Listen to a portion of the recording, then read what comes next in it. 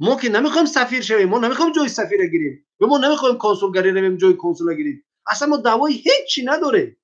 ما همین قدر خواهش داریم که به درد دل مهاجرا گوش اندازیم.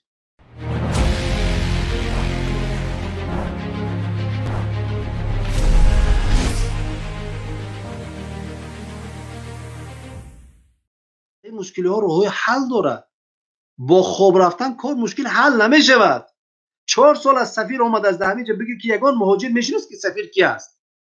نمیشناسن سفیر کی است، نمیدونن. خب کمتر از کابینتتون بیرون بروید برادر عزیز. این تنقید دوستانه است. ما دشمن شما نیستیم. کمتر از کابینتتون بیرون بروید ببینید مردم در چه حالند.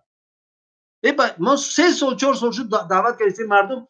در صحبت‌های من 1000 آدم در مسجد پراسپکت میر جمع میشه، دعوت میشه. بعد از نماز جمعه دعوت میکنیم نمایندگان سفارت یک بار یک تاتون بیاید با مردم صحبت کنیم، درد دل مردم رو گوش کنیم. نمیبیام، میترسن. مالا نماز نخونید، نماز خوندن جنایت باشه، نخونید. بیاید بعد از نماز 2 متر. ما اجازت رسمی داریم. من اجازت رسمی از مفتیات کشور دارم. بیاید. ما ملا نیستیم. ما مردم خاطر صحبت میکنیم، درد مردم رو گوش میکنیم. مرده هست، زنده است، بیماری است، دیگر است. اینا رو باید با همدیگر حل کنیم. ما که نمیخوایم سفیر شویم، ما نمیخوایم جای سفیر گیریم و ما نمیخوایم کنسولگری رویم جای کنسول گیریم. اصلا ما دعوای هیچی نداره. ما همین قدر خواهش داریم که به درد دل مهاجرا گوش اندازیم. درد مهاجرا، پرابلم مهاجرا را سفیر و کنسول حل نمایید. تمام. به خدا قسم ما دیگه دعوای هیچی نداریم. و این تنقید ما دوستانه است، نه به خاطر دشمنی است. من با جناب سفیر یک روابط دوستانه دارم.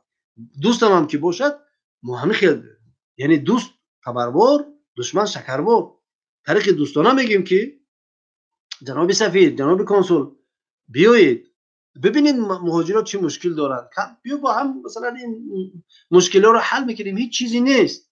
تمام مردم در مهاجرت با سفیر و کنسولگری همکاری دارن، ولی ما نداریم به خاطری که سفیر و کنسول نمیخوان که با ما همکاری کنن. سفیر و کنسول نمیخوان با مهاجرا همکاری کنن. متاسفانه یک بار از کابینت خودتون بیرونتر بیارید، بروید ببینید در مسکو سیتی مثلا 850 تاجیک کار و فعالیت میکنه. شما اونجا رو ببینید چه حال داره.